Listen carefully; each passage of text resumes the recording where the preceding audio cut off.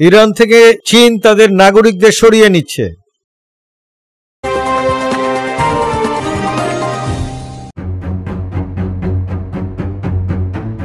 ইসরায়েলের অব্যাহত বিমান হামলার মধ্যে ইরান থেকে নিজেদের নাগরিকদের সরিয়ে নেওয়া শুরু করেছে চীন। দ্য চীন নিউজ সার্ভিস এই তথ্য জানিয়েছে।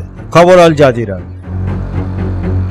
দি চীন নিউজ সার্ভিস রিপোর্ট করেছে, ইরান থেকে চীন তাদের নাগরিকদের প্রথম ব্যাচ সরিয়ে নিচ্ছে। রাষ্ট্র পরিচালিত সংস্থাটি জানিয়েছে, মঙ্গলবার তেহরান থেকে স্থলপথে তুর্কমেনিস্তানে চীনা নাগরিকরা রওনা হন। এর আগে ইরান থেকে সরিয়ে নিতে শুরু করে ভারত তাদের নাগরিকদের। মঙ্গলবার 17 জুন সকালে ভারতের পররাষ্ট্র মন্ত্রণালয় এই সংক্রান্ত একটি বিবৃতি জারি করে।